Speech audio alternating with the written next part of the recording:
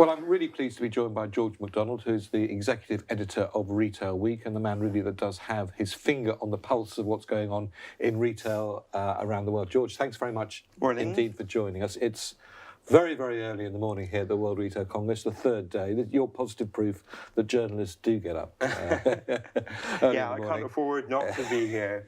In fact, the number of times that I've heard you on the radio and the TV very early in the morning as the retail results comes out, it's positive proof. George, just let's start with a sort of a helicopter overview. What's the state of retail today, in your view?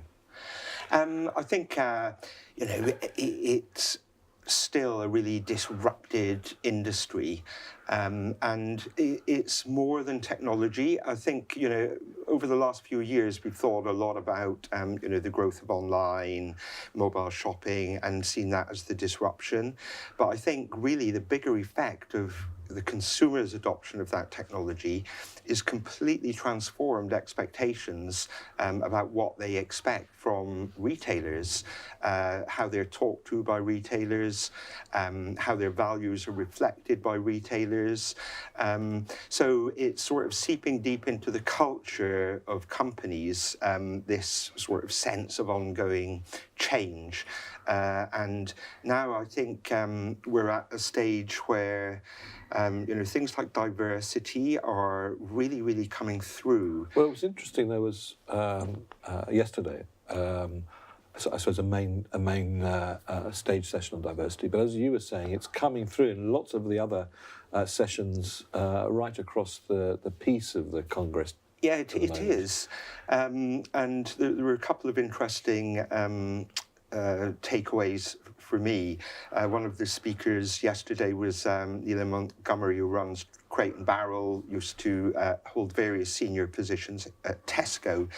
And she was talking about the board and senior management, and she said, if you don't look like your customer, you're getting into a very dangerous place. And that's quite different. While in the past, obviously retailers could never achieve success if they weren't in tune with the customer.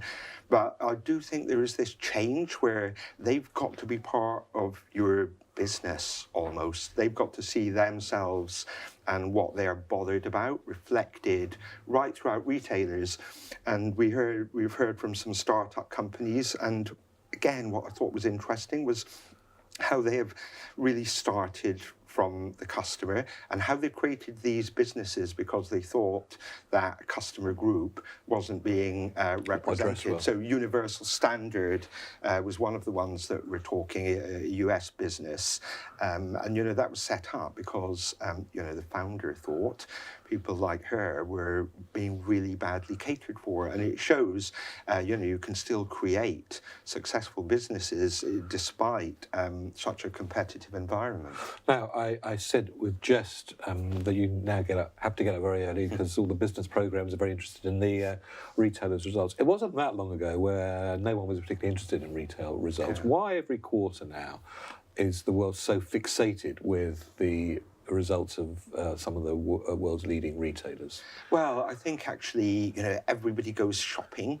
So unlike some industries, people engage with it every day. And in certain places, certainly in the UK, people are just fascinated by the world of retail, the high street. They want to know what's going on. They will know, some of the people who run these companies are very well known in their own right. They would be recognised. And I think it's that, day-to-day involvement with an industry that makes it really interesting. And going back to where we started, because the consumer has so much power now, they want to know how are these businesses changing to reflect what they're interested in. They flocked en masse to Aldi, for instance, in the UK. And that's their story being told as a consumer when they hear the results a few years back of Tesco when it was in trouble, or some of the others. But I also think public retailers can get in a bit of a bind with the quarterly reporting, because I do think it can divert you away from how you've got to change over a longer time period. And, you've got that city obsession with have you hit this quarter's sales numbers, but there's a bigger story going on. Yeah, and I suppose it is slightly unfair, but that's the world at the moment. The current retailers have to operate in the quarter-to-quarter game, whereas the new disruptive retailers, the analysts and their investors, are allowing them much more freedom to operate than looking at the latest quarter's year-on-year increases. Yeah, completely different approach. For many years, obviously, Amazon didn't make a profit, and investors weren't bothered. But try doing that if you had been a more traditional retailer. Although interestingly now, we have seen some of the newer names, some of the well-known e-tailers, they've hit some turbulence of their own, and they are starting to be sort of subject to the same metrics.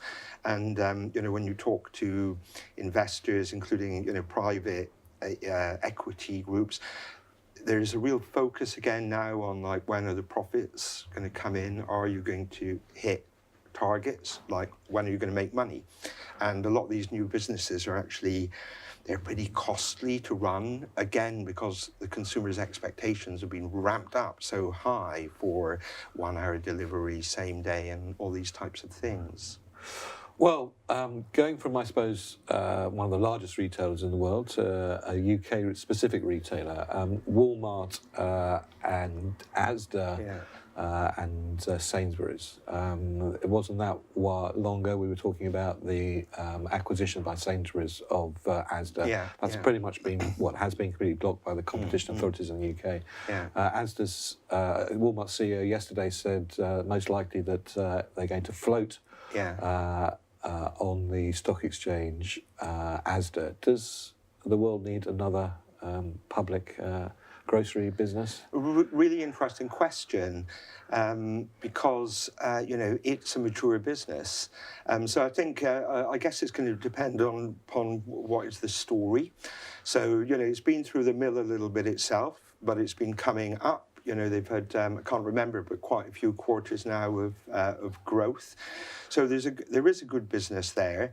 And so I guess if you were going to buy into it, you're sort of looking for that sort of reliability of income. It's not a startup that's going to be exponentially growing.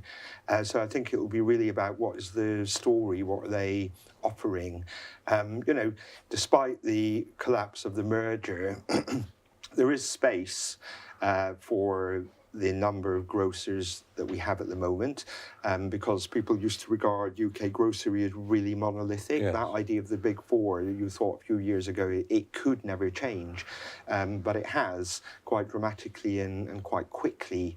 And so that does show that the dynamics move in food retail. So there could be space for it, but as always, it's going to depend upon what are the prospects, what's different about it, why is it worth being in for a longer time, and some of their problems were because it was sort of being run a bit quarter by quarter. Yes.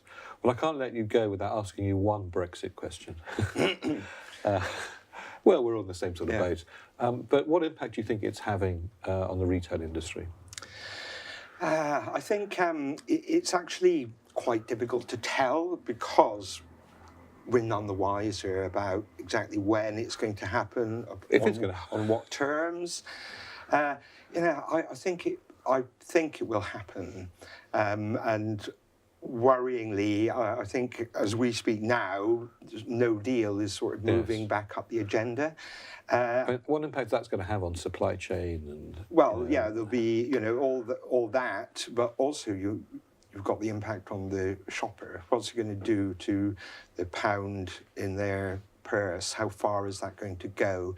And there's quite a lot of evidence, depending on where we are in the news cycle on Brexit, you do see that sort of coming through. But, a few months ago, the big grocers warned that they were really worried about the supply chain. They talked about the prospect of food rotting at the ports. Now, just think about that for 1 minute. These are, they're not headline chasers. They're quite conservative companies with a small c. So when they're sort of flagging concerns like this, it really shows the extent of the disruption that there could be. And finally, George, how would you sum up the retail world that we're living in a couple of words? Really exciting, really driven by the consumer, and that is creating new opportunities. One of the really interesting things that I've picked up on the last few days as well is, the constant search for the new role of the store. As more is bought online, you might need less space. And somebody yesterday was talking about, should you actually move to a metric of engagement per square foot, but sales per market to more accurately reflect the changes. And I think that ongoing debate about the shop's here to stay, but what will it be in the future? That is going to be really, really fascinating to see. Well, George MacDonald, Executive Editor of Retail Week, thank you very much indeed. It's always wonderful to see the world of retail through your eyes. Thanks.